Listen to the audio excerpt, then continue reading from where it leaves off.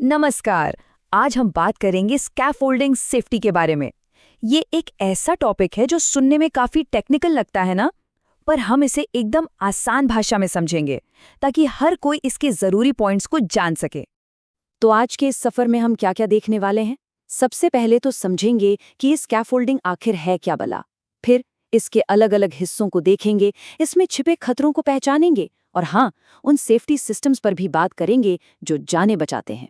और आखिर में हम कुछ ऐसे जरूरी नियमों और जांच पड़ताल पर नजर डालेंगे जिन्हें नजरअंदाज नहीं किया जा सकता। तो चलिए शुरू करते हैं सबसे बेसिक सवाल से। आखिर ये स्कैफोल्ड है क्या और इसे किसी भी कंस्ट्रक्शन साइट की रीढ़ की हड्डी क्यों कहा जाता है? आइए इसी को समझते हैं। बिल्कुल सीधे और सरल शब्दों में कहें तो ये एक टेम्पररी ढांचा है। इसका मेन काम क्या है? इसका काम है वर्कर्स और सामान को सुरक्षित तरीके से ऊपर पहुंचाना और काम करने के लिए एक मजबूत प्लेटफॉर्म देना। बस यही इसका असली मकसद है। देखिए, इसके दो सबसे बड़े फायदे हैं। पहला, ये वर्कर्स को ऊंचाई पर काम करने के लिए एक सेफ रास्ता देता है और दूसरा, ये काम के लिए जरूरी सामान और औजारों को संभालने के लिए एक मजबूत प्लेटफॉर्म का भी काम करता है। ठीक है, तो एक मजबूत स्कैफोल्ड बनता कैसे है?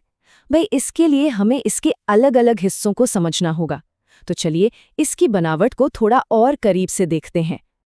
ये जो हैं, ये स्कैफोल्ड का कंकाल है, उसकी हड्डियां। बेस प्लेट्स नींव का काम करती हैं। स्टैंडर्ड्स यानी सीधे खड़े पाइप, लेजर्स यानी आड़े पाइप जो उन्हें जोड़ते हैं, और ट्रांसफॉर्म्स जो असल में वजन उठाते हैं। ये सब मिलकर ही वजन को सही तरीके से जमीन तक पहुंचाते हैं। और हाँ, ऐसा नहीं है कि स्कैफोल्डिंग बस एक ही तरह की होती है। जैसा कि हम देख सकते हैं, काम के हिसाब से ये कई तरह की होती हैं। इंडिपेंडेंट, बर्ड केज, यहाँ तक कि लटकने वाली स्कैफोल्डिंग भी होती है। हर एक का अपना एक खास काम होता है। अब जब इतनी ऊंचाई पर काम हो रहा है तो जाहिर है कि खतरे भी होंगे।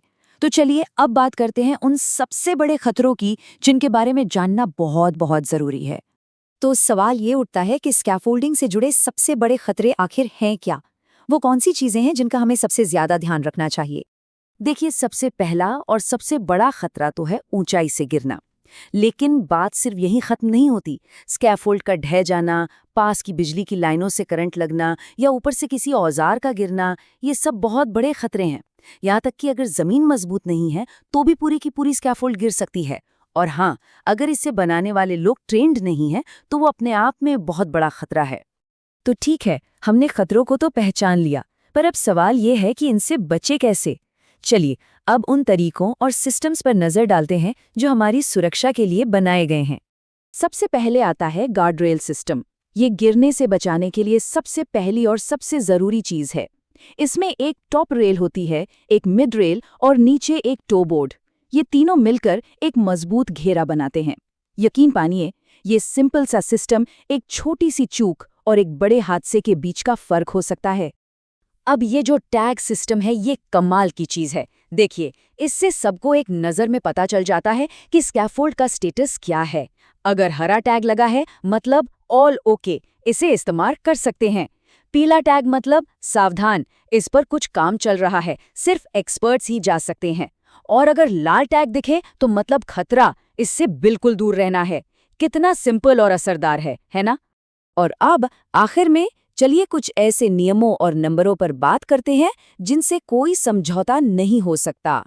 ये वो बारीकियां हैं जो तय करती हैं कि एक स्कैफोल्ड वाकई में सेफ है या नहीं। ये नंबर देखिए, 150 मिलीमीटर। ये टोबोर्ड की कम से कम ऊंचाई होनी चाहिए। अब ये क्यों जरूरी है? ताकि ऊपर से कोई औजार या छोटा मोटा सामान फिसल कर नीचे किसी के सिर पर न गिर जाए। ये नीचे काम कर रहे लोगों की सेफ्टी के लिए है। अब बात करते हैं एंगल की। 75 डिग्री। स्कैफोल्ड पर चढ़ने के लिए जो सीढ़ी लगाई जाती है वो इसी एंगल पर होनी चाहिए। इसे याद रखने का एक आसान सा नियम है, 4:1 रूल। मतलब सीढ़ी जितनी ऊंची है उसका बेस दीवार से उसका चौथाई हिस्सा दूर होना चाहिए। इससे सीढ़ी एकदम स्थिर रहती है। और ये देखिए, 12 इंच। स्कैफोल्ड के प्लेटफॉर्म पर जो तख्ते या प्लैंक्स बिछाए जाते हैं वो एक दूसरे पर कम से कम 12 इंच चढ़े होने चाहिए। ऐसा करने से वो पलटते नहीं हैं और उनके बीच कोई खतरनाक गैप भी नहीं बनता। मतलब एक मजबूत और भरोसेमंद प्लेटफॉर्म। अब आते हैं सबसे जरूरी कैलकुलेशन पर। सेफ वर्किंग लोड, यानी एक स्कैफोल्ड कितना वजन सुरक्षित तरीके से उठा सकता है, इसका एक सीधा सा फॉर्मूला है dead load plus live load का 4 गुना। ये फॉर्मूला ही है जो तय करता है कि स्कैफोल्ड मजबूत है या नहीं। तो ये डेड लोड और लाइव लोड क्या है, चलिए समझते हैं। डेड लोड मतलब स्कैफोल्ड का अपना वजन, उसके सारे पाइप्स और प्लेटफॉर्म्स का वजन। और लाइव लोड मतलब उस पर काम करने वाले लोग, उनके औजार और सामान का वजन। ये बदलता रहता है। सेफ रहने के लिए इन दोनों का हिसाब रखना बहुत जरूरी है। आइए इसे एक उदाहरण से समझते हैं। मान लीजिए स्कैफोल्ड का अपना वजन यानी डेड लोड है 200 किलो। अब उस पर 2 लोग, कुछ औजार और कुछ सामान हैं, जिसका कुल वजन मान लेते हैं 2330 किलो हुआ। ये हो गया हमारा लाइव लोड। तो फॉर्मूले के हिसाब से हम 2330 को 4 से गुणा करेंगे और फिर उसमें 200 किलो जोड़ देंगे। तो हमारा सेफ वर्किंग लोड निकल कर आता है 9520 किलो, यानी 9.5 टन से भी ज्यादा। तो अगली बार जब कोई स्कैफोल्ड दिखेगा तो क्या उसे देखने का नजरिया बदलेगा? अब वो सिर्फ लोहे और लकड़ी का एक ढांचा नहीं लगेगा, है ना, बल्कि वो एक पूरा सेफ्टी सिस्टम दिखेगा। एक ऐसा सिस्टम जिसे अब हम बेहतर तरीके से समझ सकते हैं, उसकी जांच कर सकते हैं और उसकी अहमियत को जान सकते हैं।